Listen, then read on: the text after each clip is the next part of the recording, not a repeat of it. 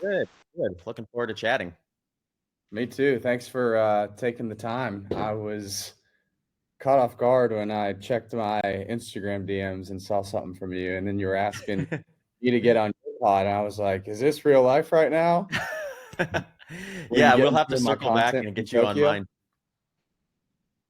What's that?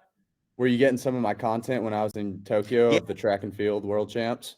yeah, yeah. Actually, I think what happened was you might have had a reel. I can't. Actually, I think the first time I saw your page was you had made like an Instagram reel because someone basically kind of questioned your credibility, and you made some comment to the degree of like, "Oh yeah, it's not like I haven't coached blah blah." Like it was a pretty funny response, and for whatever reason, that got pushed across my profile, and I saw that one, and I saw you had done some ultra stuff and your background in running and things like that. But then, like I think that was right before the games, so uh, then I started following closely because you were putting some pretty cool stuff by being at the championships. Yeah, man, I had to come with the receipts when someone questioned my coaching expertise. But anyways, yeah, we'll do the meet one day where you can ask me a bunch of questions. But thanks for letting me pull the reverse Uno card, and I get to pick your brain for the next hour or so. And there's a lot I want to talk to you about. So just to give you a Awesome. little bit of background, like you were one of the guys, probably you and Goggins in 2020, 2021, they got on my radar for ultras because you were on the Joe Rogan podcast and there wasn't as much information out there. Social media was still very much a thing, but that's back when I felt like ultra running was a little bit more under the radar than it is today. And you were doing the low carb lifestyle. I had Jeff Browning as a coach at one point in time. Definitely want to pick your brain on that. But for the audience and the people who are listening, today's guest is a pioneer in the ultra running space. He's someone who has helped shape the modern era of the sport through his performances and training and coaching principles. Zach Bitter is a world-class ultramarathoner, former 100-mile world record holder, and one of the most calculated athletes when it comes to ultra endurance. He's run under 12 hours for the 100 miler 5 times, competed on both the road and the trail, and continues to push his limits to this day. Zach, welcome to the show. Hey, thanks so much for having me on. Looking forward to chatting. Yeah, absolutely. So I want to go back on the timeline all the way back to high school. I want to know, how did you get immersed into the sport of running and what was your experience? Yeah, it's interesting because by the time I got to high school, I think I already knew that I was probably better suited for running than maybe some of the other sports, but I was still kind of young and didn't know hardly anything about running other than maybe that I performed a little better at just middle school type stuff when it came to running distance versus the sprints or any of the team sports and things like that. So high school kind of led me to what that actually meant to some degree, but at a very kind of gradual rate. So when I got to high school, I did track all 4 years. I did cross country 3 years.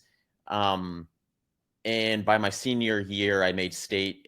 I was Wisconsin, so we had three divisions, one being the biggest and three being the smallest. And I was at an average size Division III school. So it didn't take a ton to get into the state meets on either track or cross country, but it was enough at that point in my career to keep me excited and motivated about that being a goal and things like that. But that was probably where I started taking running a little more seriously by my senior year. I think that was the first year I ran year round to some degree, although looking back on it now, it was a pretty moderate year round training program compared to what some of my college peers had been doing at the time.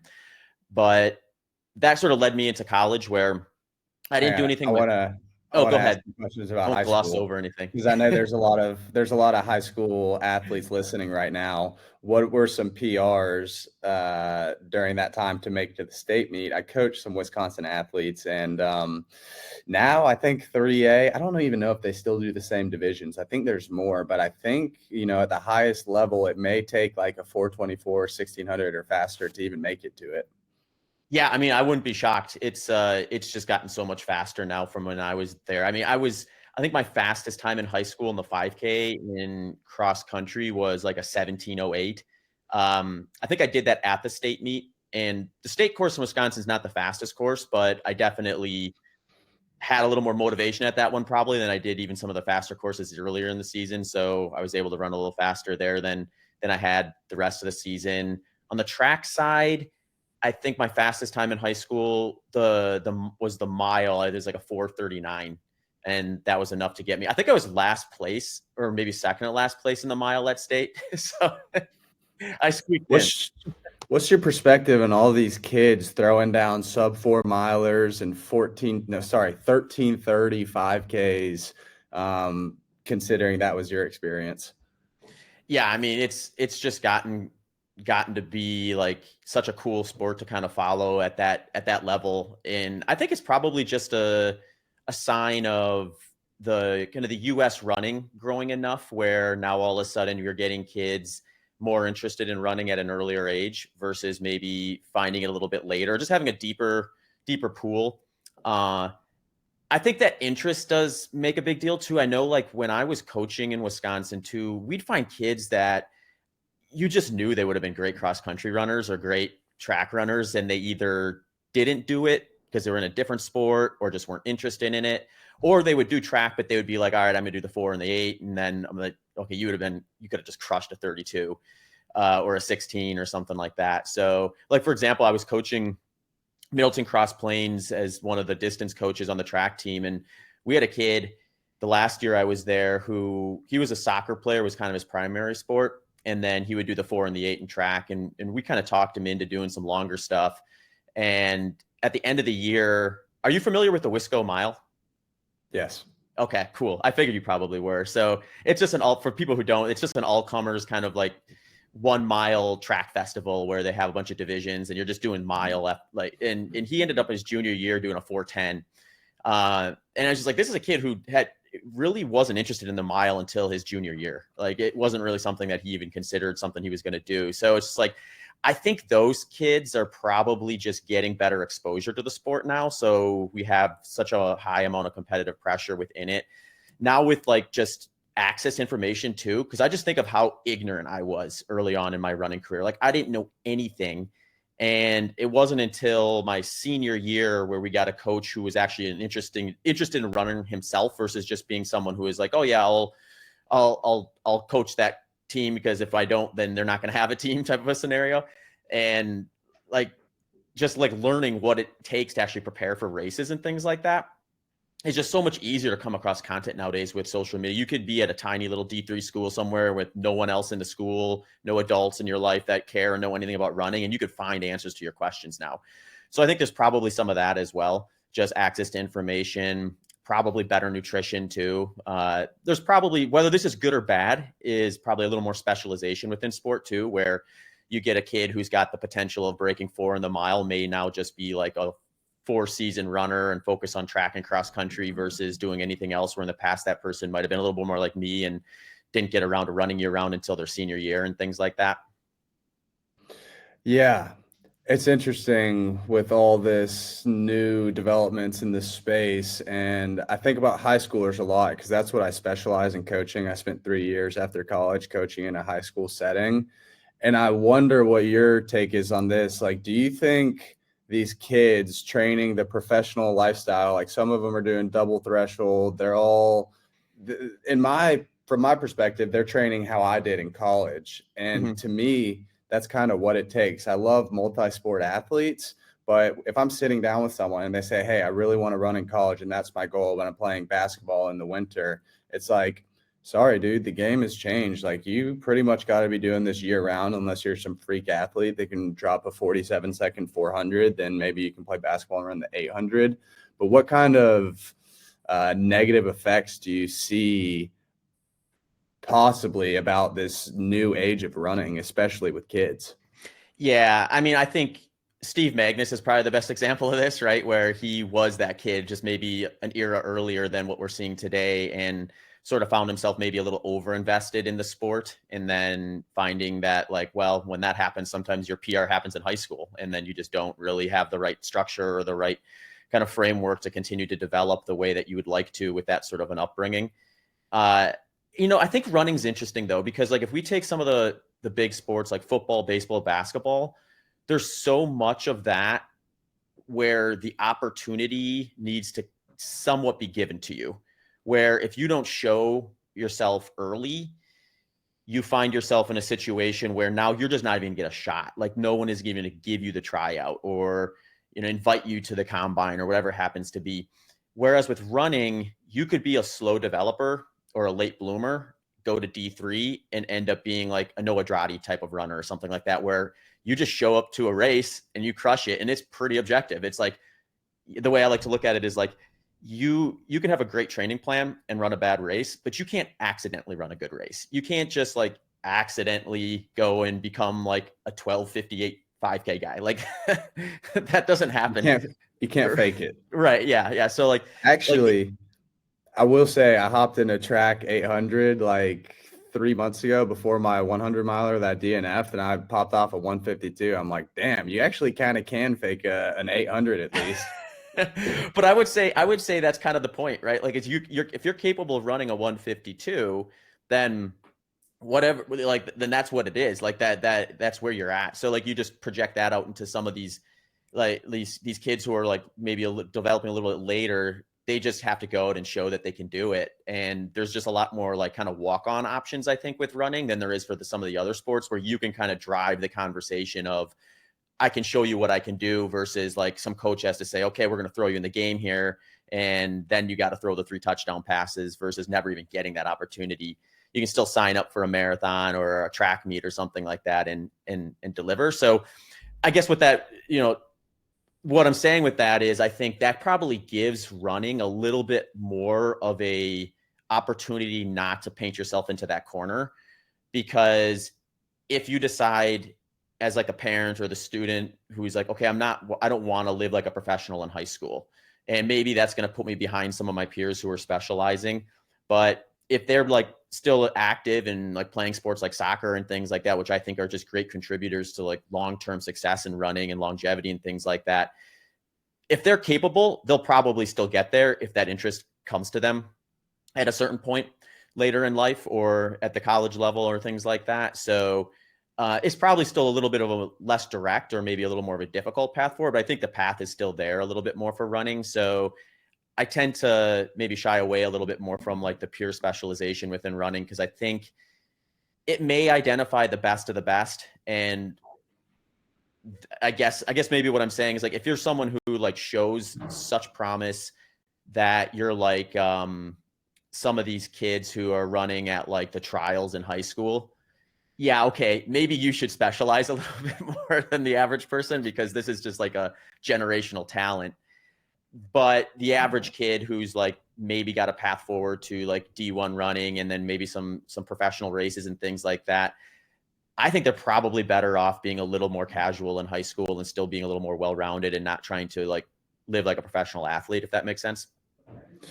Yeah, absolutely. And at what point in your high school career, this may transition us to college, did you decide this is what I want to do? I want to be a student athlete in university. And I'm sure you didn't know that your entire career would become revolving around running, but what was the point for you where you like, this is my thing?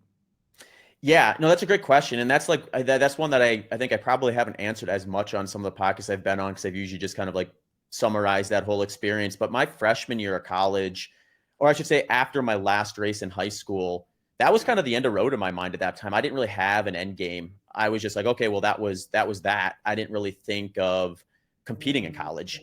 I mean, I had some like small schools reach out to me and say like, hey, we'd like you to try out, or we'd like to come on our team or things like that. But they weren't schools I was going to realistically go to. So it was like kind of like flattering to my ego at the time, but not necessarily something I was going to act on. So my freshman year in college, I didn't run track or cross country.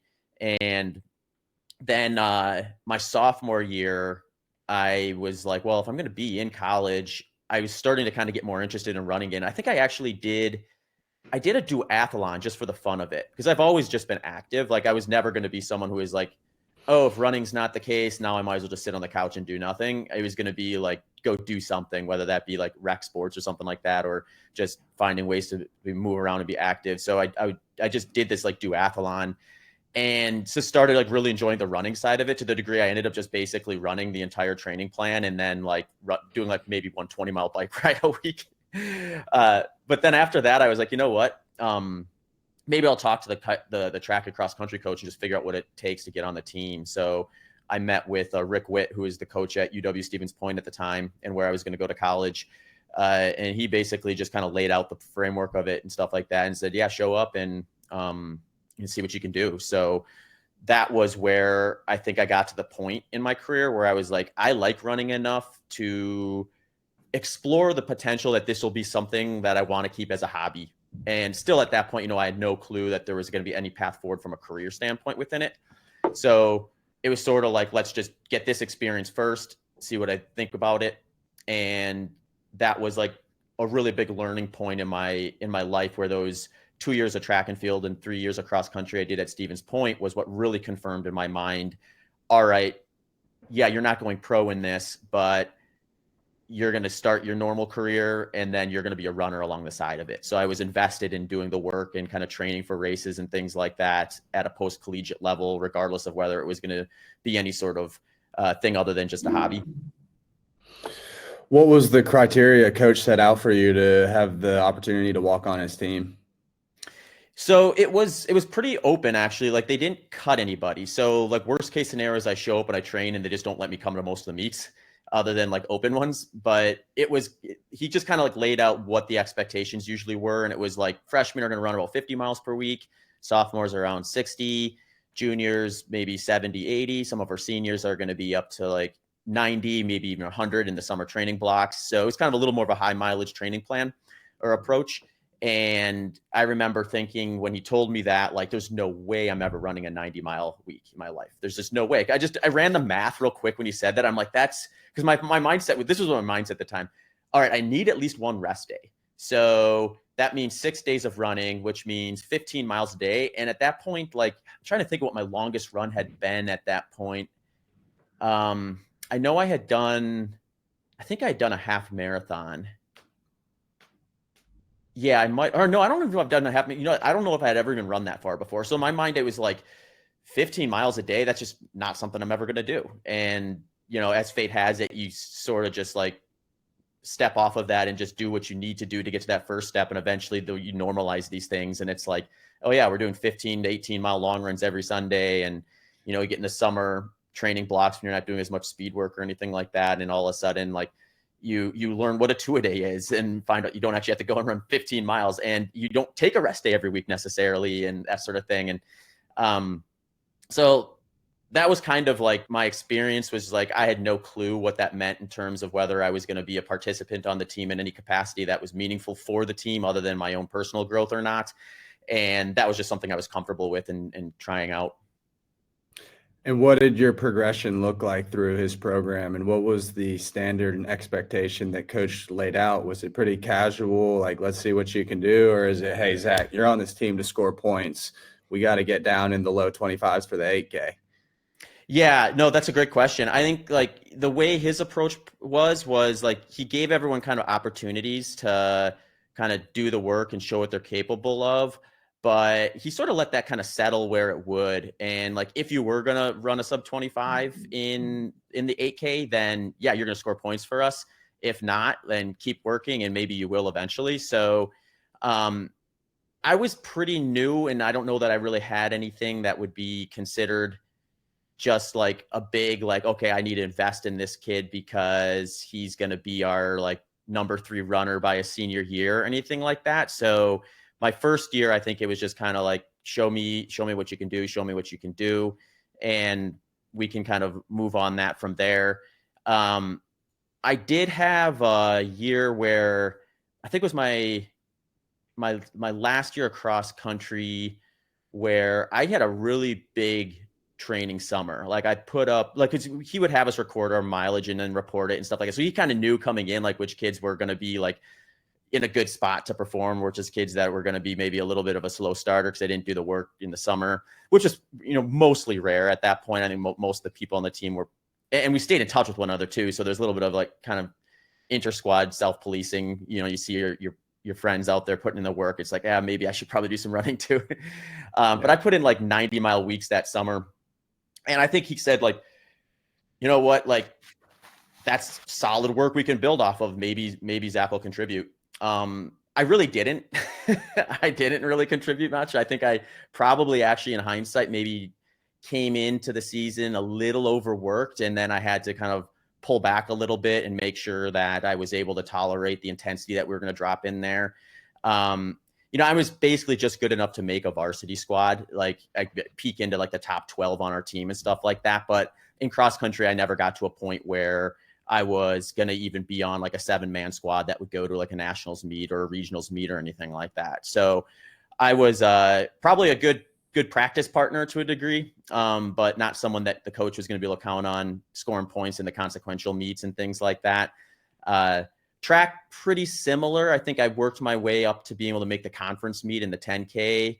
I think I scored some points at some meets, some not much, like some smaller meets, like a point or two in like the 5K or the 10K or things like that. But again, it was like not anything that, as from a coach's perspective, would have been worth thinking like, okay, we're going to lean on this guy to deliver us this conference championship or something like that.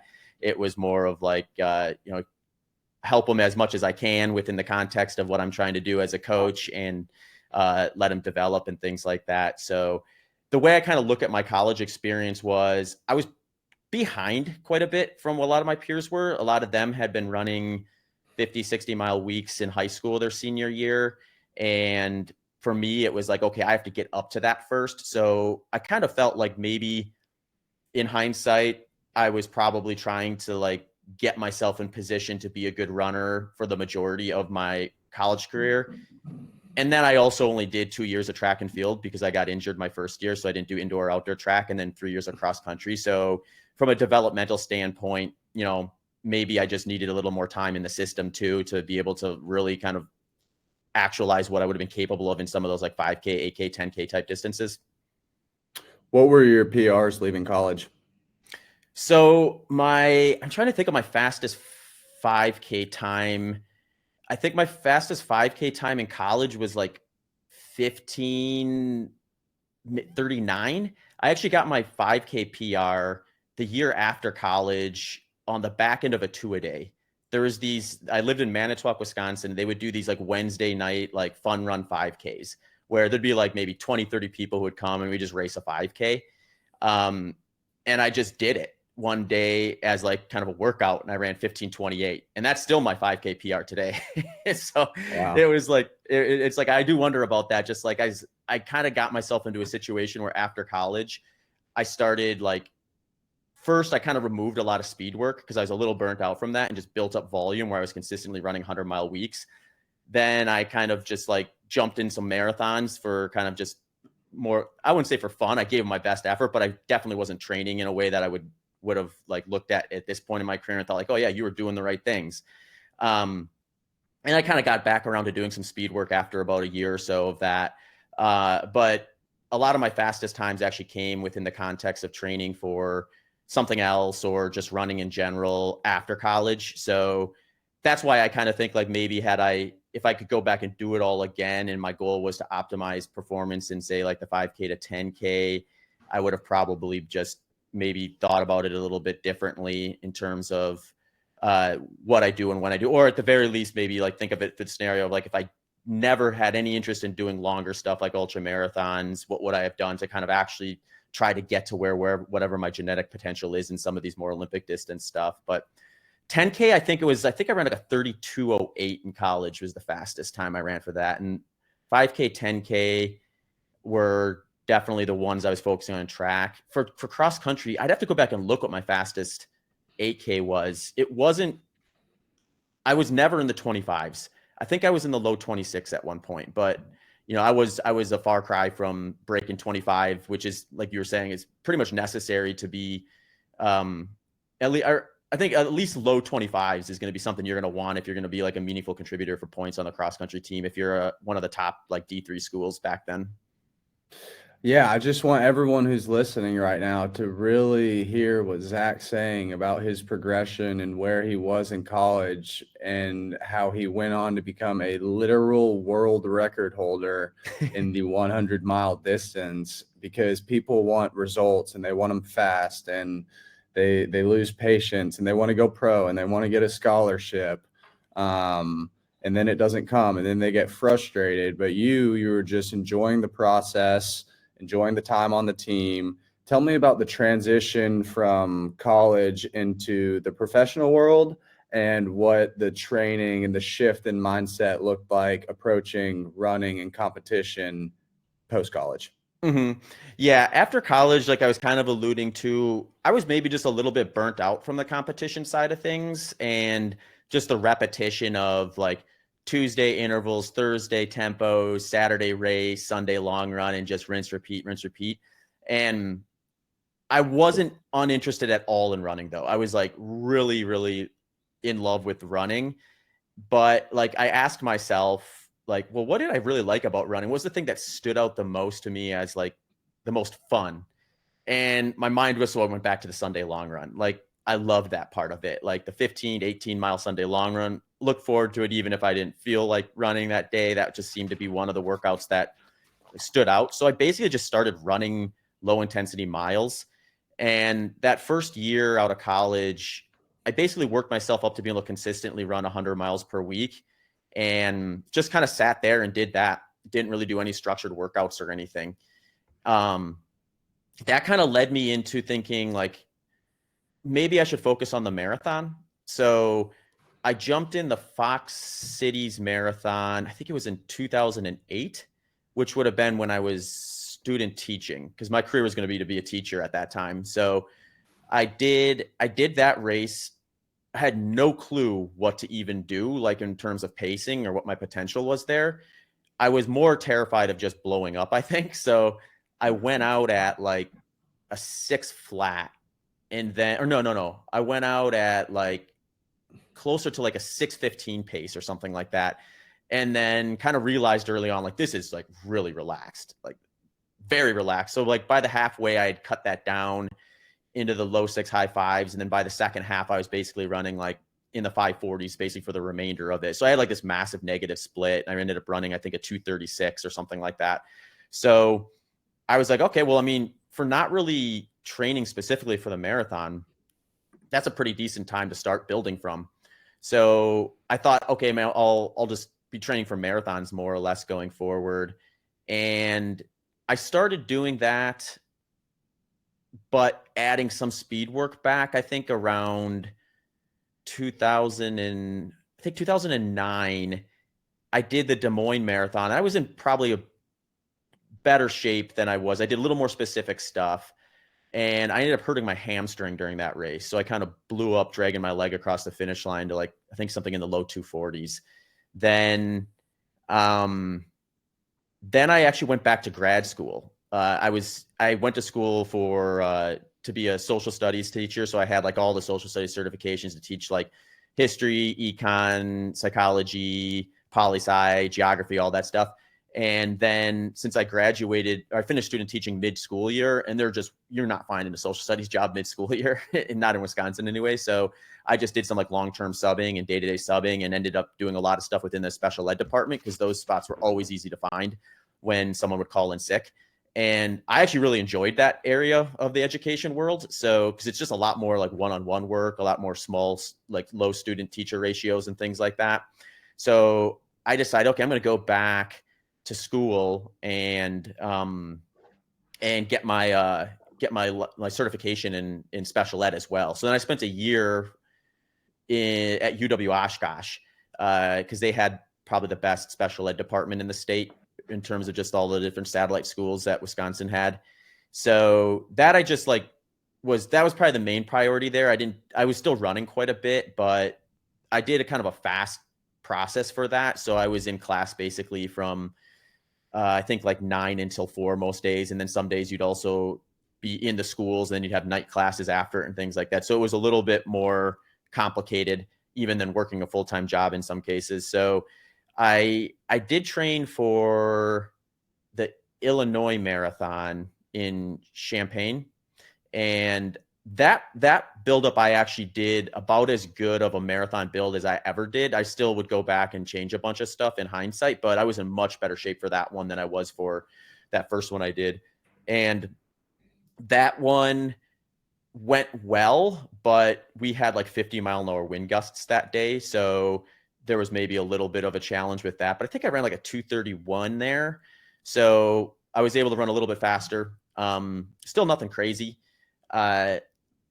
And at that point, I was still thinking, okay, the marathon is going to be the thing I try to refine. Because I thought in my mind, like, if I can just keep kind of progressing, keep getting more specific with this, and eventually like just have a day lineup. At the time, I think the B standard for the trials was still like a 2:22. So I'm like, that's reasonable. And I was like 23, 24 at the time. So it's like, I got a long time of development here. So that was kind of what my mindset was at that point, was like fine tuning that. And I remember I was looking for a marathon to do in the fall of 2012. Or no, I'm sorry, the fall of 2010. So this was actually before this marathon I had just done. And I found that I didn't even know there were ultra marathons in Wisconsin at the time. I was like even more ignorant to ultra running than I was to running in general. So I found that there's this 50-miler called the North Face Endurance Challenge, the Midwest Regional. And it was like an hour or so away from where I was living at the time. And I just remember thinking like, maybe I'll just try it and then go back to training for marathons. And then if I really like it, then when I'm in my 30s, maybe I'll start doing some ultras or something like that. So I did that 50-miler and just loved it. Like, it was so much fun. I won it, and I didn't even know what that meant. Like, I won that race. I probably thought it was like a lot better than it actually was. But I also knew like I hadn't historically been winning races. It's like at the Fox Cities race, I think I was like third or something like that. So some of these like smaller city marathons and things like that, or if I went to like a really small 5K or 10K or something like that, I could win. But like that usually wasn't my expectation. So that was probably a little bit motivating, thinking like, oh, maybe with this, like this trend I'm seeing where like the longer I go, I get a little bit better. There's a more opportunity for that. But I didn't want to kind of pigeonhole myself into ultra. So that's when I trained for the Champaign Marathon, or the Illinois Marathon, in 2011. But that following fall, because the Illinois Marathon was in the spring, that following fall, I decided to do that race again. And that would have been, 2000, fall of 2011. And then I was hooked. I did that one. And then I just jumped in 2 more 50-milers within a 2-month span. I think it was like 9 weeks with 3 50-milers in it. And after that, I was just like, okay, this is what I want to do. So 2012 onward, I basically just stopped training specifically for anything other than ultra marathons and started focusing on running ultras, still at a amateur like capacity. Like, I wasn't sponsored. Like, I don't think anyone was interested in sponsoring me at that time. And there wasn't a lot of opportunities in this sport to begin with, but certainly weren't offering to me. So my mindset was kind of the same. Like, all right, you're going to be teaching as your career. You love running. So this is going to be a hobby that you're willing to invest a lot of your free time into. Yeah, this is perfect. You naturally segued into my next question. It's like, okay, you went through high school, college, the marathoning thing. How did we get into ultra running? I want to know, when you were signing up for these races, what was the scene during the time? Was it a bunch of backyard granola people showing up to the line with their tents and their packs? Because we've got the modern day running influencers and the social media and the content. The sport is growing so much nowadays. A lot of collegiate athletes are starting to get into it. What was the landscape of ultra running in 2010? I was 12 years old during the time. Yeah. It was kind of fun because it was a lot of just sort of anecdote. Like, you'd go and you'd run a race, you'd like probably like inevitably you'd have issues, right? Like, there's no flawless performances back then. It was just like people like running the best they could and thinking, hey, maybe I could do this better. And then people talking about what they did. So you'd get a lot of like just kind of like advice, like anecdotal advice and things like that. But it was a real kind of laid back group. Like, you'd have people like back then, it was like there was no differentiation between like, oh, I'm a I'm a 100K runner, or I'm a 100 miler, or a 24-hour, a multi, or whatever these, like, now we get a little bit more like segmenting in terms of specialization. But back then it was just kind of like, yeah, if you went and you ran and you won a race at the 50-mile distance, and then you showed up to a 100-miler 6 weeks later, the expectation was, okay, well, you're going to try to win this. And I mean, we saw this, the best example of this was probably Tim Olson in 2012. He had been starting to kind of ramp up and have some success, and he just went on this like tour of racing leading into Western states, where he did like, they have the golden ticket races now that a lot of people who follow sport are probably aware of. Back then it was they called it the Montreal Ultra Cup. Same kind of design though. If you finish in like the top 2 or top 3, depending on the event, you get an auto invite into Western states. And he basically did all of those, like all 5 or 6 of them, and then was like on the podium on all of them, and then rolled into Western states that year and knocked it out of the park, broke the course record at the time. And that was kind of the fit and feel of the sport too. It was just like people doing like quite a bit of racing, probably more than they should have been from an optimization standpoint. Training theory was really raw. It was, a lot of it was just kind of like run a bunch of miles, do a bunch of long runs on the weekend and things like that, maybe throw in some intuitive speed work here and there.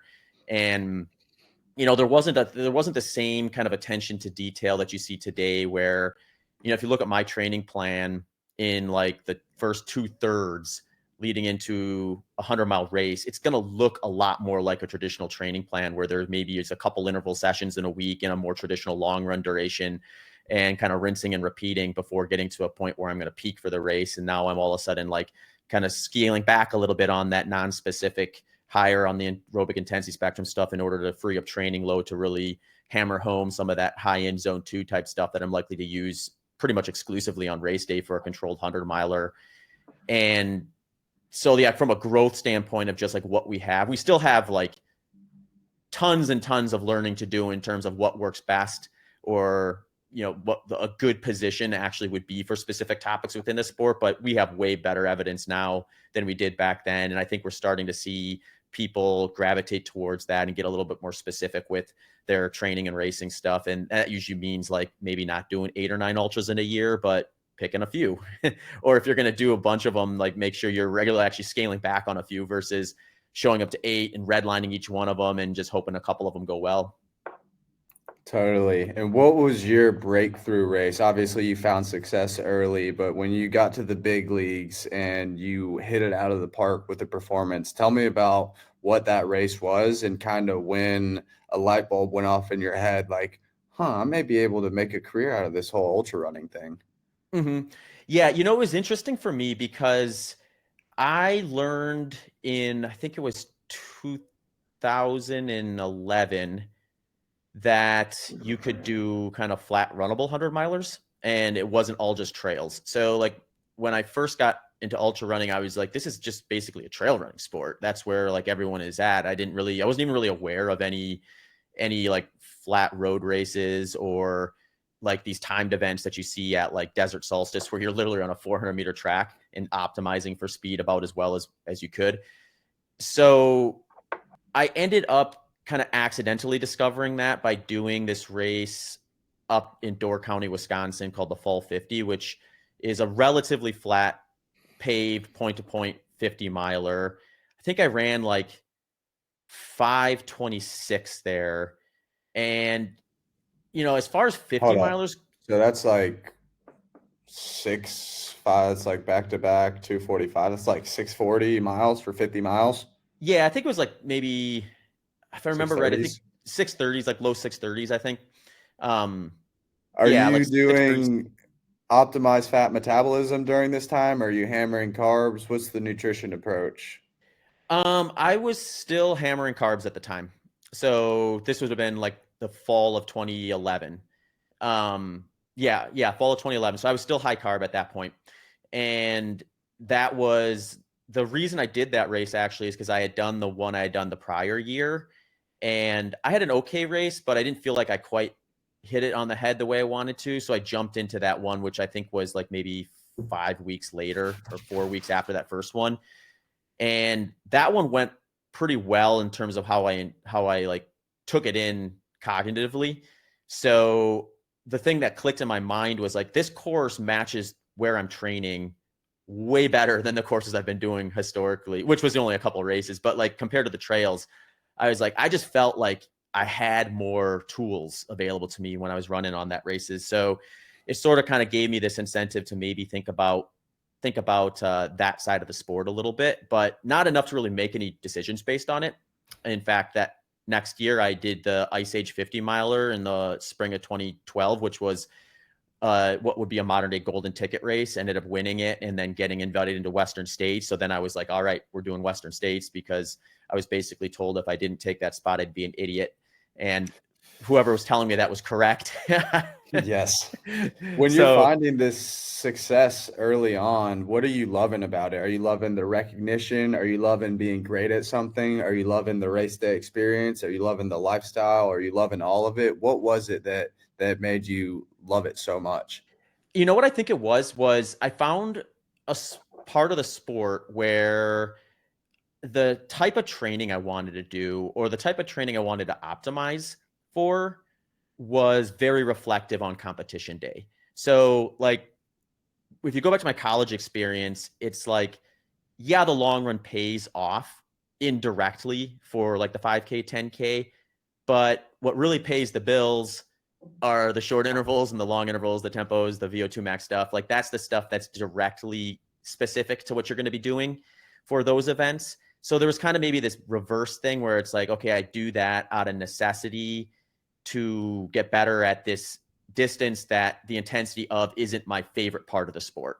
So now with ultra running, I kind of had this scenario where my favorite part of running, like that zone 2, zone 3 type intensity, is what you're doing on race day for a large portion of it. So that gave me, I think, something where now I had a purpose for the training other than just doing it for enjoyment. Where, I mean, you know how it is. It's like, I love running, but when I'm peaking for a race, I'm doing more running. I'm going beyond the love of it. I'm saying, okay, I'm going to do this workout because I know it's going to get me to the finish line faster. But if I weren't doing a race, I would not be doing this workout anymore. So you kind of have a little bit of a kind of a reason to peak versus just a reason to go out there and kind of do what you want to do. And I really kind of liked that synergy between my favorite part of the sport matching the intensity of the race itself. So I think it just made sense in my mind to focus on those as being the endpoints or the ways to kind of test my training a bit more than, say, the more traditional distances. Do you think ultra training is easier than marathon training?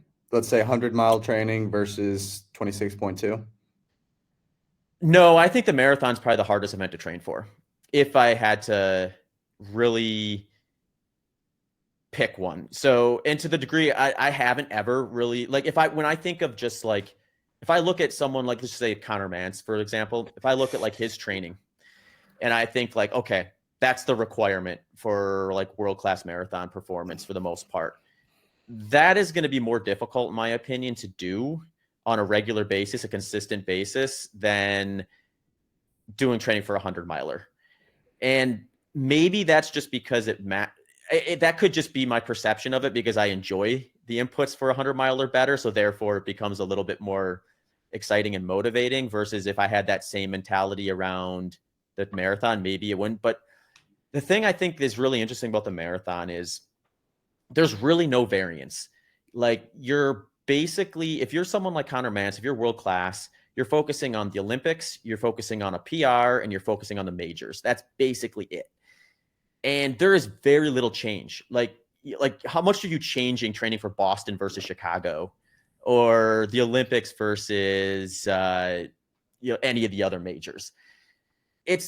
I mean, to them, I'm sure that feels like a lot of difference and they have to make changes and things like that. But for someone coming from the ultra running world, where it's like, oh, I can go from running a 400-meter 100-mile on a track to running 100 miles of the San Diego 100 over loose rocks and steep climbs and descents. It's like there's the difference, the variation is massive compared. So if you get uninterested in something, you don't have to stop. You can just like, as long as it's not a physical thing you need to recover from, you can just pivot to something totally different, get a completely different experience, then come back to what you were doing before. Whereas these marathoners, like, once they get into that world, it's just like they have to be on point 2-3 times a year with this pretty similar training program and staying motivated through that. I mean, you see these runners like Sarah Hall. It's just like amazing that she's still motivated to keep doing that. She seems just as excited about it too. Like, it doesn't seem like she's like lost any of that kind of like, I really want to do this type of energy that you often have early on in your career that maybe doesn't last or leads to someone's retirement. So I think that's maybe another thing with like ultras is there's so much variety still in the sport, and the competitive pressure hasn't gotten to the degree yet where I think we'll get here, where eventually it's like, hey, if you want to break the 100-mile world record, you pretty much have to invest your career in running flat controlled 100 miles the way I have essentially done for the most part. Whereas now I don't think that's necessarily the case yet. It's getting closer with some of these trail races. Like you take a race like UTMB or Western States, you're going to have to invest a huge portion of your career really fine tuning what is required to do well at either of those. So like, I think like that's the end game with that. So who knows, maybe it'll get to a point now where that question becomes a little more balanced in terms of like which one's more difficult. But to one more point on that too, I just think the marathons also, when you get to the point where you're running, say, under 3 hours, it is such a unique intensity that you really can't neglect anything. And you have to kind of lean heavily into volume and intensity to some degree. So it just becomes a brutal meat grinder, I think, with that sort of a framework where you can't let off the gas of the things higher on the aerobic intensity spectrum, but you certainly can't let go of the volume because that's a huge contributor of how you're going to do at a marathon distance. So I think it's almost this perfect balance of fast enough, but also long enough where you can get exposed really, really easily. And the work required to not get exposed is really, really challenging when it combines all together. So that's hilarious you bring up Mance, because I wanted to ask you a question in regard to him. And this is where you're going to educate me the difference between ultra running and marathon running. But I have a prediction. Like we see guys like Charlie Lawrence who are really good at the marathon that can step up to a longer event like 100K. And my coaching brain is like, why don't I just train these people as if they're going to run a marathon, throw in a longer long run, throw in a little bit more zone 2 mileage and increase volume. But I think if we take Connor Mance and throw him in the Tunnel Hill 100 miler, he's going to have a shot at the American record. You know, obviously he's going to need to learn what it feels like to go 30, 35 miles, but that 6:30 mile pace for him in relation to his ceiling has to feel so freaking comfortable. And the kid can grind harder than anyone else. And my theory is that, like, you know how many 216 to 220 marathoners there are in the country, and they're all in on marathoning. But I think they're going to, as the sport starts to become more commercialized, more popular, more sponsors coming in, a lot of these marathoners are going to start running really fast 50Ks and then 50 milers. And then, you know, we're going to get a ton of people at Tunnel Hill trying to break 13 hours in the 100. What's the difference? What difference in training would you recommend for a marathoner as they're transitioning into a 100 miler? Yeah, I just think it's just going to be about getting the durability to be able to sustain the specific mechanics and paces that you'd be targeting that day. So, I mean, if I were Connor Mance and if Connor was like, hey, you know what, like enough of this nonsense. These guys are like splashing around in the shallow pool with these flat 100 miles. I'm going to go and break 10 hours. Then what I would do if I were him is I would just keep training the way he is and then spend about 8 weeks just stacking volume at like high into zone 2, and then do that with some, like maybe 2, whether he does them back to back or not is maybe a little less important, of like some of these longer runs, like say 3 hours, 3.5 hours, kind of at his goal target race pace. And I think if he did that, like, it's not like the terrain skill set is going to be any different for him. So like, that's a big hurdle that he's not going to have to correct for. If he goes to something flat, more controllable, versus if he decided to do like UTMB, he's just going to need to get out on that course and really work on the mechanics and specifics and the skill sets required to run a course like that fast. But a course like Tunnel Hill, or a course like, or like a 400-meter track, or something that's going to be a little bit more controlled, I don't think it would take long. And some of it might just be, okay, he might need a couple cracks at it to really optimize, because he doesn't know what he doesn't know. So he's probably going to learn some things at mile 60, mile 70 that he really can't know that he has to learn until he gets there. And I guess the nutrition side of things could be problematic. If he's able to get in nutrition or not get in nutrition could be a big kind of hurdle or asset if he ends up being really good at it. So as long as he can manage the variables that are unique to the 100 miles within like logistics, then I mean, I think he's just going to rip. The way I look at it, because we have plenty of examples of 2-teen marathoners not doing well in the 100-mile. I don't think that's because good marathoners or great marathoners don't translate to the 100-mile distance. I just don't think there's been enough just competitive pressure and enough all kind of focusing on that at the same time. Or the way I like to describe it is if we took the best 100-milers, or I'm sorry, the best 100 marathoners in the world and put them on a 100-mile training plan for 12 months and then had them all go race the 100-mile, some of them are going to blow up and not be good or do bad. But then there's going to be a few that run a sub 10 hour. So it's just one of those things where I think the sport just needs to continue to evolve. We need to get interest in it. And I think where we'll maybe see that would be like you get these marathoners who have had a really good career, but are sort of at that point where maybe they're not quite as excited about doing the marathon anymore. They're 35, 36 years old. They still got plenty of space to optimize for a 100-mile. And they say, you know what, I'm going to do this. And I think that might feed into the sport to a degree where if that gets exciting enough, popular enough, now you see people doing what we see in the marathon now where, look at Mance, like he's kind of sort of pioneering this group of guys who are like, you know what, I could have been probably a top 10K guy in the country based on my college experience, but I'm just going to completely skip that part of my professional career and go right into marathon so that I make sure I get every last ounce out of it. And, maybe eventually we get to that point with 100 miling where people are like, all right, I'm 23 years old. I want to run the fastest flat 100 miler I can possibly run. And the process starts now. Who knows how fast I get at that point.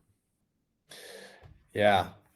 What is your current approach to nutrition? Because you and Jeff Browning really sent me deep down a low carb lifestyle rabbit hole when I was getting into ultras, and I tried it out myself. Are you still doing low carb? I've heard every single podcast you've been on explaining it. What's your current take on nutrition and fueling? Yeah, so I'm actually trying high carb right now. I've lost track of how many weeks I was counting them originally. So, but when this summer, I was coming off an Achilles tendon injury, and I had been I've been following the sport as closely as one can. And we have seen, like, the big question with fueling kind of earlier on was, like, can you tolerate the requirements, the carbohydrate intake required to justify a high carb diet? And I think there was some debate about that. There's going to be some people, I still think there is to some degree. It just probably depends a little bit on goals and what you're trying to do. But like the thought is like, hey, if the requirement is say 75 grams per hour, but practicing and doing that doesn't yield that potential for you on race day, you're going to hit a block that is going to maybe incentivize you to lower that number somehow, and lowering carbohydrate in your diet is one way to do that. So that was sort of the pathway that I did for 14 years.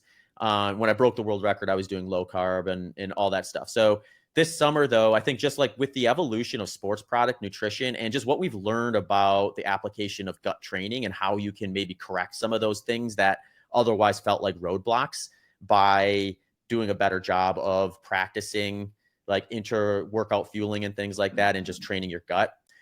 I think that sort of opened the window to now make it such that if you're trying to do what I'm trying to do, or what someone like David Roche is trying to do, or Jim Walmsley's trying to do, or Killian Jornet, or Courtney DeWalter, or Katie Scheider, or a lot of these like top tier ultra runners, if you can get in enough carbohydrate, if you can get in those higher amounts of carbohydrate, there's probably going to be a benefit to that, to your performance. So then it just becomes a question of whether it's sustainable or not. And if it's not sustainable, then yeah, maybe there's an individual case where low carb is going to work better for that individual. If we're looking at the top end of the sport. But I think that probably gets teased out over time, just like we've seen in some of the other sports too, where like in the marathon, you don't see any low carb ketogenic runners, because if you took Kiptum or Kipchoge in their prime and put them on a ketogenic diet, they're still going to be super fast. They're still going to probably be like sub 210 marathoners, but they're not going to be 2:0 marathoners. So like 2:00 marathoners in those two cases. So it's like I think there's gonna you'll probably see that competitive pressure yield that same like scenario where you just can't afford to compromise anything because there's going to be enough people that are able to get everything right, including the high carb stuff, and then optimize for performance. If you step back from that and look at just like the average ultra runner and things like, I think there's a really wide open door for that sort of stuff. But to kind of get to your point is like, I'd never done a 100-miler on high carb because I switched to low carb when I was still just doing 50-milers. And then by the time I did my first 100-miler, I had already been doing low carb for about 8 or 9 months. So this summer, just kind of given all the access to information and things that have been changing over the sport and the fueling practices. And then, guys like David Roche kind of being a pretty good, just like example of what you can do when you put the work in for it.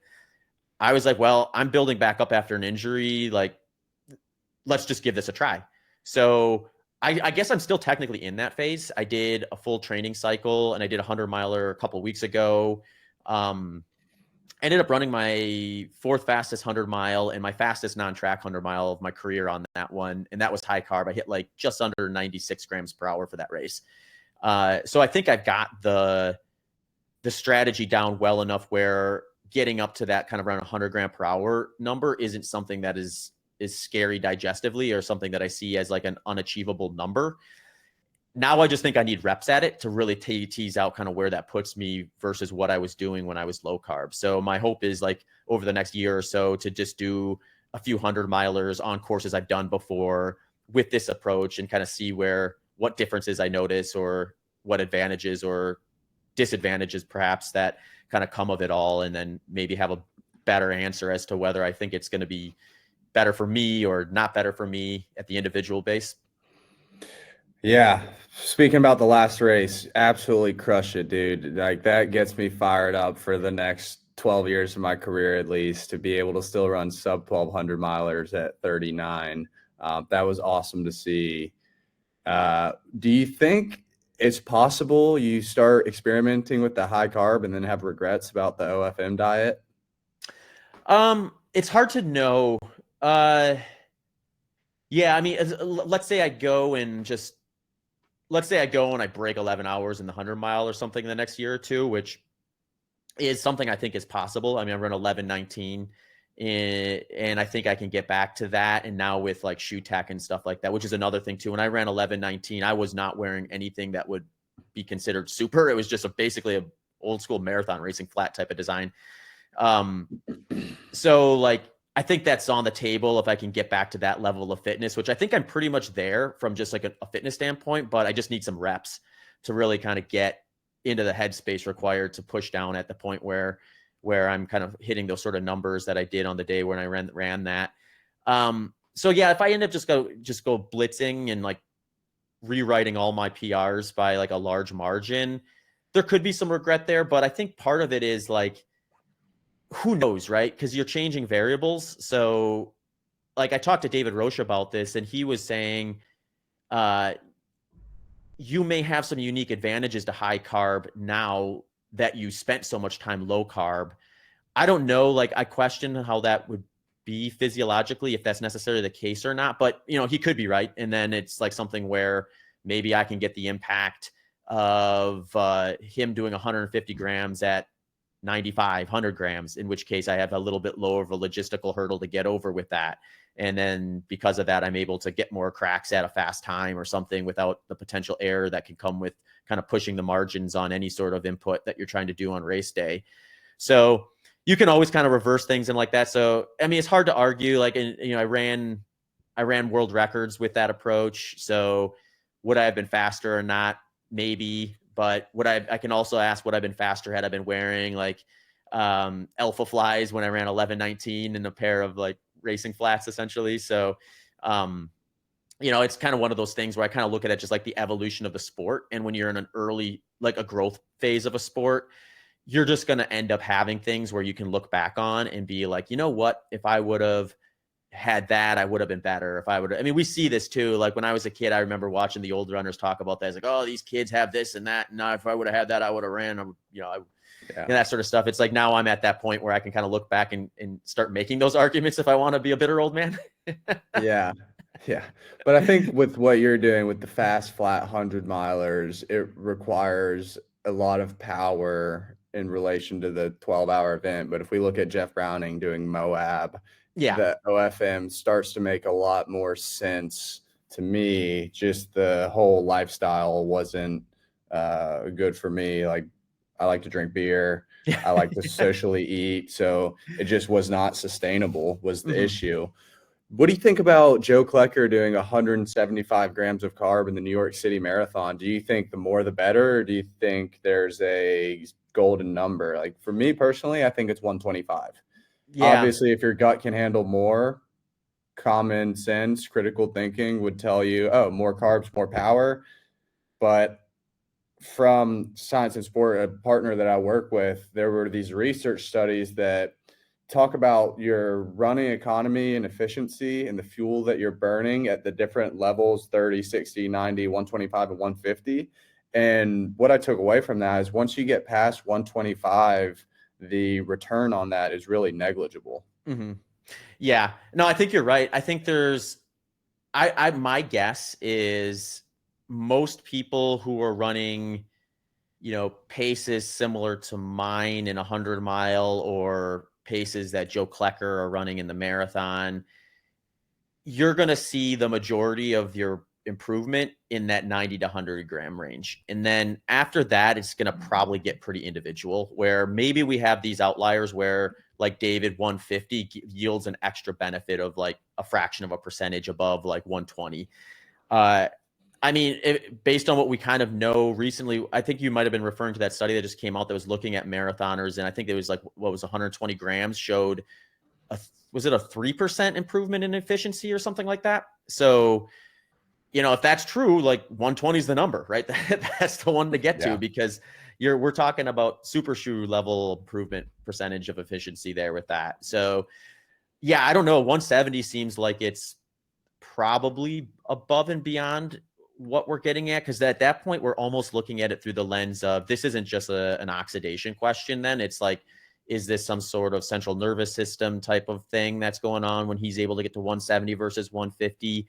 And then you open up a whole series of questions of like, well, what other ways are there to stimulate that? Like, caffeine, there's also any sort of nootropic, perhaps, I don't know, like there's like, I think there's a lot of different levers that could maybe be pulled when we get into that world. And then if we get too focused on carbohydrate as being the driver of that, or the only driver of that, we just get into this world of like searching for potential incremental gains where there's like this bigger mover that hasn't been tapped into yet, that maybe coupled with 120 grams is going to be like a much bigger net benefit than, say, focusing on a 170 and trying to get there. But it's hard to argue with his approach when he ran as evenly as he did. Unfortunately, he wasn't wearing a watch, so we can't see individual splits, but that was a pretty good, nice first and second half to combine for the 210.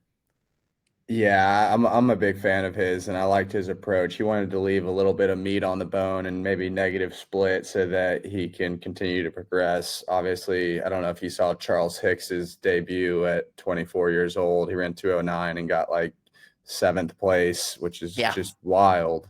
Mm-hmm. Um, but I could talk to you all day, and maybe we do a little coach athlete relationship at some point here about data and science. But what I really want to do on this call, and I want to be mindful of your time, is like get into your head and your mentality and your psychology heading into this most recent 100 miler, for example, because you had a huge goal, and going into a challenge at hand like that, I think some nerves coming up would be pretty natural. And I'm curious, like, what kind of a pain cave are you going through? And like when you are in those points in the race, because I still haven't gotten it right in the 100-mile distance. The first one I did, I knew nothing about it. I was eating pizza. I was taking big breaks. I wasn't going for time. And that was my best one. The only other one I finished was 29 and a half hours in the Florida Keys. But what's the level of pain that you're going through? How do you have such a high pain tolerance to get through it and see it through the end? When in the race does it get tough? I just really want to get into your head heading into these really fast, flat road races? Yeah. Yeah, it's a great question. I would say there's an interesting thing that I'm kind of started to learn, especially I think I more or less confirmed this in my mind with this last race too, where you get to a spot in the 100 mile, it's probably like 2/3 of the way in, and you kind of hit a point where you're not hitting the same pace at the effort that you were prior if you're sort of optimizing for performance and not leaving things on the table. And you have to decide at that point, do I risk like pulling down and getting back into the pace that's going to yield like whatever you're chasing for that day as like a high end goal? Or do you just kind of take a little more of a conservative approach, let the pace slide a little bit, but stay steady at that slightly slower pace? And I think for me, if I do the conservative thing, I'm a ringer for sub 12. Like I think I can show up at any runnable 100 basically if weather's not terrible. And if I take that approach, I'm going under 12 hours. If I Is decide to it, let me pause you there though.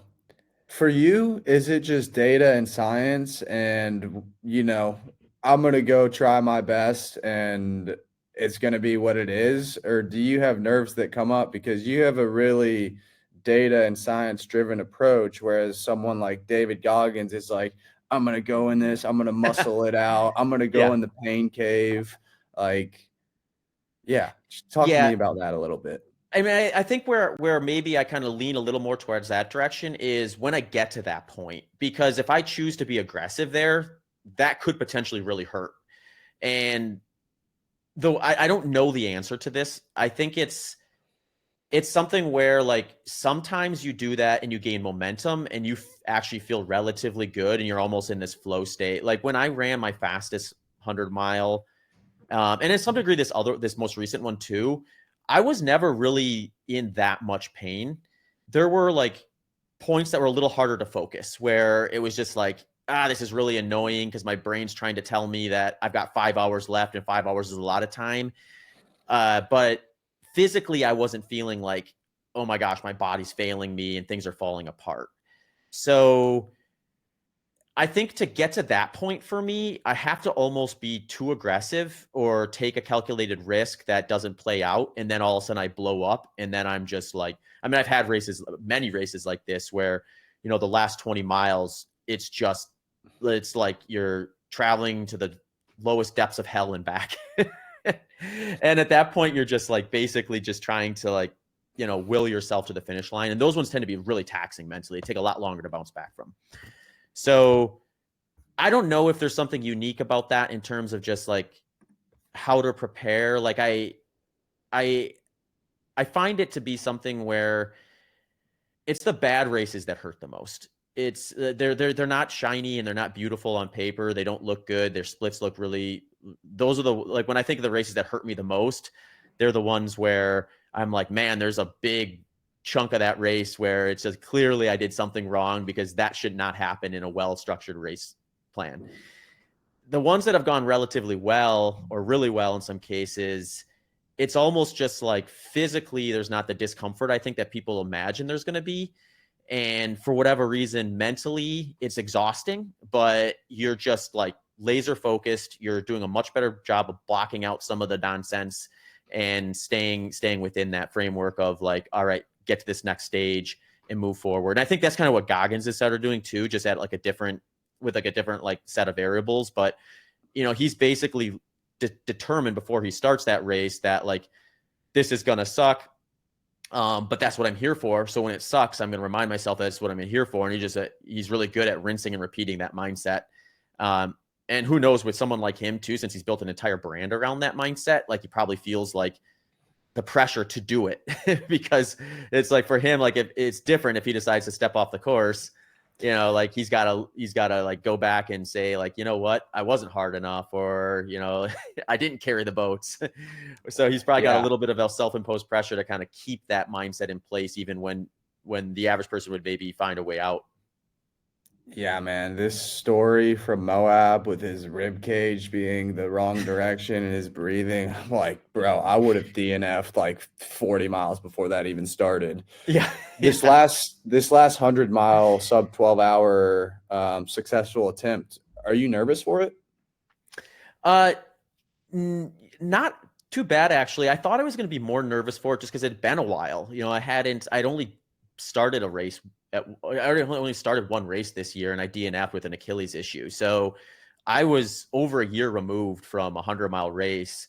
But the nerves came, but they didn't come at like to the degree. I describe nerves as like there's nerves, and then if they escalate, they turn into anxiety, and you want to avoid the anxiety side of it. That's the part that gets, I think, really fatiguing and really potentially detrimental to your performance. But for whatever reason, I think I had like a good enough training build up. I was kind of comfortable enough with what would end up happening if I did what I needed to do, that I had the nerves, but I didn't have any anxiety. So when I started the race, it was just kind of like letting things play out and responding to what I went in there, figuring out I'd say the biggest point of tension for me probably was I didn't really know whether the fueling was going to work or not. Like it, in my mind, it was like I could feel great, way better, and just knock this thing out of the park and be like, wow, why didn't I do this the last 14 years? Or I could have like this massive digestive issue and not finish and be like, okay, what do I do now? Do I go back, or do I try to figure out what I did wrong and correct this? But once I started the race, like the fueling almost became an afterthought because it just went so seamless. The biggest difference there was I went into that race thinking like, if this course ends up being on the faster side of what I expect it to be, and I have a really, really good day, I could PR. But I also knew that that was sort of an aggressive goal given the way I structured this year and the build into this and what I have coming up. So I didn't want that to become a driver's seat decision maker. So I really didn't look at my watch that much. I kind of calibrated in some of those early miles by just making sure I wasn't going too fast or, getting out to a degree where I was really going to cost myself at the end. And then I stopped looking. I didn't even look at my watch from like 30 miles to about 100K. So it was like just a real intuitive kind of feel based race. And then I checked my watch at 100K, and I realized, okay, that second 30-ish miles was slower than that first 30. So intuition is going to yield a slight regression here. So then I kind of had a decision to make. Is like, do I try to course correct and drive it back down and see if I can like get back? Because I was still like relatively close to PR pace at that point. If I had a race where I negative split the way I did at the Pettit Center, I would have been right in that ballpark. But I also knew that decision could yield me just like hobbling the last 10 miles and then running like a 1240 or something like that. So given my primary goal for that one and what I had coming up, I didn't want to have an experience where I had to go to the well mentally and drag myself through a death march. Because I just assume like mentally that's going to be a deterrent for me at Desert Solstice in 6 weeks. So it was something where I just said, okay, I wasn't bleeding time to a degree where intuition was a huge problem. It just probably wasn't going to yield a negative split. But I chose like go back to intuition, stop looking at the watch. And I think I checked it maybe a few times between that mark and the finish. I started looking at it a little bit more when I got inside of like 10 miles just to make sure I wasn't going to be in a situation where it's like, oh, you ran a 12 hours and 30 seconds. Yeah. But I was pretty safe from that. So I kind of took a little bit of I've never really done an approach like that in a 100-mile before, not on a controlled setting like this. So that was a little bit new, a little bit unique. But the standout there is just like, I think there is that pinch point around 100K or 2/3 in where you sort of have to make that decision. If you're where I'm at in my career, where you got to take that risk and push the pace back down. And some days you're going to gain momentum from that. And then PR, other days it's going to go sideways and you're probably going to end up having a really rough finish. So you just got to kind of pick and choose your battles of when you go that direction and not. Yeah, was that race a confidence booster? And what's the goal for Desert Solstice now that you have this new data? Yeah, it was a big confidence booster because for one, I mean, the thing that went the most flawless that day was the thing that was the biggest variable of concern, which is the nutrition. So now I'm just really comfortable with this strategy, at least at, a pinch under 100 grams per hour. So I think like that's a good enough baseline where it's going to put me in a position where like, PRing is very much on the table at Desert Solstice. And then like maybe more's a little bit better, but I don't think it's to the degree where it would be the difference between PRing or not. It might be the difference between how much I could PR by if everything's go really well on top of that fueling strategy. So yeah. And then the next big thing was just like, did that like I'm always very curious about the 2 weeks after the race too, because that usually tells the tale of, we tell ourselves all sorts of things during and after of just like, oh, it was a sub-max effort, or, I kind of coasted. And yeah, but if you end up just tanked for the next 4 to 6 weeks after that, then yeah, you weren't just coasting. You were, you left it out there to some degree. And, I am about 2 weeks out now. So I'm very much bounced back quick. Like I took it pretty chill that week after. I did 2 runs for maybe like, I think I did a total of like, I think it was like 28 miles or something like that. But this week I'll hit at probably 105 miles with that second week out. And then I'll have kind of 4 weeks to build before taper. And I think I can do another block of training the way I did going into the equalizer. And now I'll have that race exposure, the stimulus from it, the build I did going into that, plus one more block of kind of 100-mile peaking. So I just think I'm going to have a few more tools cognitively and physically available to me at Solstice, faster environment, assuming weather cooperates. And, I think given the variance between track and the road I was doing that one on, and then all those things I just mentioned, I think, I'm close enough to 11:19 where going under that's going to be the goal for sure. Let's go, dude. I cannot wait to follow along. I'm curious what the day after looks like with the sub-hour 100 miler for you in this career, because for myself and a lot of people in the ultra running community near me, like the day after is like you're struggling to walk. Yeah. Yeah. Well, I mean, it really sucks because you just sleep so poorly that first night. Like I hate to complain because like most of these 100 milers just due to course, and then the average ultra runner, they're not finishing during that first night. So they're not sleeping at all.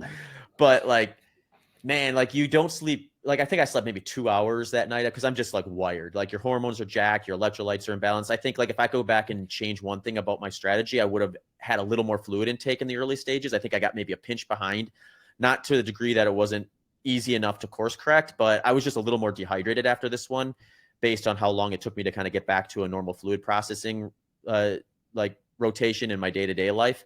But yeah, that just made like the next 2 days pretty miserable. You're limping around. It's like, yeah, you get out. I noticed after this one, since it was a 2-mile loop course and we didn't change direction, my right leg was noticeably more sore in like the ankle and just basically all the way up to the quad. Because like, you're turning left, that when you bear for impact on that, you have just a weird angle and you're doing that all day long. So like that leg's just going to take a little bit of a harder beating. But yeah, so I was like, for me, I would say typically I'm noticing some abnormal amount of soreness, tightness, fatigue for about 3 days. If I get back on hydration, get fueled up real good and sleep a couple good nights in those 3 days, usually by that 4th day, I'm at least going about my day feeling pretty normal. At least physically. Then the next question is like, how are you feeling motivation wise? How are you feeling like mental energy wise and things like that? And I felt a little flatter in that side of things than I did physically. I think by Wednesday, I was probably in a spot where like physically I was like, hey, I could go for a run. But I had no desire to do it. So I didn't. And then I ended up running Thursday after the race. And that one felt pretty good. I could tell like there was a little bit of like, the gears felt a little rusty just because I'd been sitting around and not doing much. And then all of a sudden you're running again. And the last time you were running, you were on a 100-mile course, but that clears up in a mile or so. Then Saturday I had a really good run. Took Sunday off just to be kind of cautious and then put myself in position. So this week I could actually focus on structured training and things like that. But I would say like I flipped a switch. I flipped another switch outside of just like, okay, I'm ready to add some structure on Wednesday night this week, where I remember Wednesday night, like right around dinner time, I was like, I kind of want to go for a run. And I had run that morning. And that was the first real desire I had to maybe do a second run. That I didn't do that, but like, it was the first sign of like, okay, my normal mental processes that I was having during that build up towards the race are kind of back. Did some intervals that next morning just to test like kind of the legs were doing at a little bit of faster pace. Woke up this morning feeling just fine. So I think it's, you kind of take each one as a unique experience, but Generally speaking, if it's not an A race, I find I can get back to training structured after about a week off. If it's an A race, I probably want more like 2 weeks of non-structure and then a gradual build back up. But I think I absorbed this one in a way that puts me in a position to peak for Solstice. So that's the plan. Yeah, so I wanted to ask, so was Solstice the A race, and then the B race in the lead up was a sub 12-hour 100? Yeah. Yeah, it was. And the only thing that really changed in that framework was I got that block of training, that last 3-week block of training before taper went so well that I thought, you know what, I have to keep, just because I've had like when I broke the world record, that was supposed to be a tune-up race originally. So for the Spartathlon. So I've always kind of kept that in my mind. Like, you just don't always know when things are going to line up. And if they do, just be ready to take advantage of it. So I thought like there's a non 0% chance that's the case. So keep that on the table, but don't make it your guiding compass. And that was the only thing that really changed, though. I think as soon as I got to that point at 100K and realized that like I wasn't going to PR on intuition, that back to the primary goal of having a strong 100-miler with knowing that to spend an A race quality performance on that course was maybe not the best way to optimize versus doing it at a race like Desert Solstice or at the Pettit Center in June, where it's going to be about as fast of a climate as you can expect. So again, you kind of start picking and choosing your battles for those things when you get a few under your belt, because like if it's the difference between 10 minutes, do I really want to spend one of those performances that you maybe only get once every couple of years, or if you're really lucky, once a year on a race course that's not going to produce the fastest time you could do? Yeah, that's super wise. What races or challenges or goals do you still have on your bucket list? Specifically races. Yeah. I mean, right now my interests are on a lot of courses I've done before. And part of that's just because I want to really thoroughly test this high carb thing in environments that I've been before. So I have more direct comparators. And then I've also have this goal to get to 10 sub 12-hour 100-milers. So I think like I think I can do that in the framework of kind of picking and choosing a few to really go for it and see if I can PR or maybe even dip under 11 hours. And I think to do that the way that is going to be required, to put myself in potential to be able to do that, I need to be doing races similar to that. So I think within the context of that whole thing in the next year and a half, I could get to 10 sub 12 hours. And then hopefully one of those will be a race where everything lines up well and I, PR or dip under 11 or something like that. So that's kind of like the big overall goal.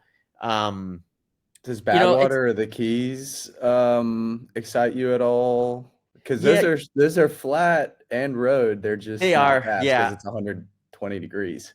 I honestly, like, the Keys probably motivates me more. Badwater is kind of, I mean, I was interested in Badwater like really early in my career. And then like the more I learned about it, the more I realized this is just basically like crew optimization. Like, I mean, don't get me wrong. It's going to be difficult even if you have the most magical crew on planet Earth, creating this perfect microclimate around you. But I don't know. It sounds weird because I'm in like my direction in the sport is like these really controlled, really like data driven, really like measure every gram type of things.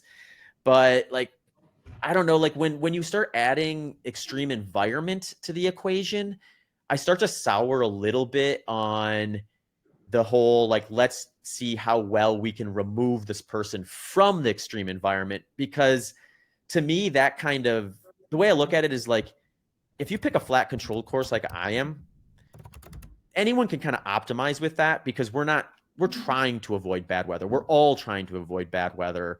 We're all on this really controlled course. It's just a little bit more of a, like, anyone who goes up that day kind of had a similar set of opportunities to prepare for that.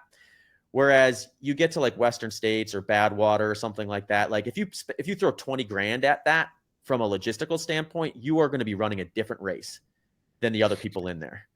So like if I throw 20 grand at the logistics of a track ultra, there's only so much that's going to actually do for me because anyone can get whatever they want that entire time if they have one person out there handing it to them. And outside of like me, there's some product coming out that's like really great at cooling that costs 10 grand and I can get it and other people can't. Like, other than that, it's like there's not a whole lot of those sort of scenarios within it. So Badwater, I think, is just a perfect example of that, where you have this, like, the calling card for Badwater. The reason it's hard, the reason why they build it the hardest course on earth, or whatever they say about it these days. Like, it's just a super hot day, and that's what makes it really difficult. And if you get like people out there who can be topically cooling or having a crew spraying them with like water the entire time versus someone who can't, like, they're running different events, and that just makes it less exciting to me for some reason. Yeah, that is a perspective I hadn't considered before, and it makes a lot of sense. And it makes sense to me why Andy Glaze maybe doesn't need to go get his revenge at Badwater. He's Right. like, Yeah. I'm good. Like, so much of ultra marathoning for me is how much is it going to cost and how much time away from work am I going to have to take, and Yeah. what is my wife going to have to do to come crew me? Right. And Badwater is a huge one, but that's the very top of my bucket list, and that's why you and I are going to work together for the Keys 100 and get that golden ticket. But I know you got 5 minutes. One thing to leave the audience with: if you were to give one piece of advice to a new ultra runner in their early 20s, what would you say? Yeah. Yeah. I love this question. I would say, like, I think that really the sustainable thing with this sport is finding the inputs and training that are going to be exciting and motivating to you, independent of the race results. So if you are motivated by like a certain type of training, whether that be like running on trails, running flat controlled stuff, like optimizing with things like I do sometimes, like, really be honest with yourself about what that is, so that this whole process of what you're going to be doing the 4, 5, 6 months leading into it can be fun and rewarding in and of itself. And then, like, look at these races as potential just data points to test that process, and then look at them as learning opportunities where it's like, hey, maybe you have a crappy race. Well, that maybe shows you something where you can use to adjust the training and refine that model that you're working on. And think of it through those lenses, so that it's something where it's a project you're trying to develop versus like putting too much emphasis on, I need to run really well at this one particular race, even though I don't really like it, but for whatever reason it stands out as that. I like that real kind of like more like internal motivator thing, like what's really driving you. Be honest with yourself with that, because I think one of the reasons why I'm still focused, like, in 2013 I asked myself a question that I've asked myself every day since then, which is, how fast can I run a flat controlled 100-mile race? And whether the answer to that is 11:19 and I've technically already gotten it, I'm going to figure that out. And that's a super motivating thing to me. And it really drives and makes exciting, like, the inputs, because it all revolves around, what do I need to change? How do I need to evolve? What do I need to do differently to move the needle a little further? All these things that kind of come into that. That's so exciting to me, that, like, just the process of doing it and adding another data point from a race result to confirm whether I'm still on track to having my fastest, or maybe I'm further than I think I am. That's just the part that makes it worth it to me. Yeah, man, it's about the journey, not the destination, right? And Right on. every single ultra that I run, I use a trick that I learned from you. I don't know if it was the Joe Rogan podcast or what, but really, in the grand scheme of things, if you're running 100-miler, it seems like this huge mountain to climb, but in the big picture, it's really the last 5%, the last 1% of your training block. Yep. So, like, why just think about this one final 1% when 99% of your time is going to be spent doing the actual training? Mm-hmm. Zach, can't thank you enough for taking the time with me today. I think the audience is going to find this conversation very valuable, and I look forward to growing this relationship with you, Coach. Yeah, absolutely. Yeah, it's been fun to chat. Yeah, man. Okay, well, we'll stay in touch. I appreciate it, Perfect. man. Yeah, See you, sounds dude. good. Adios.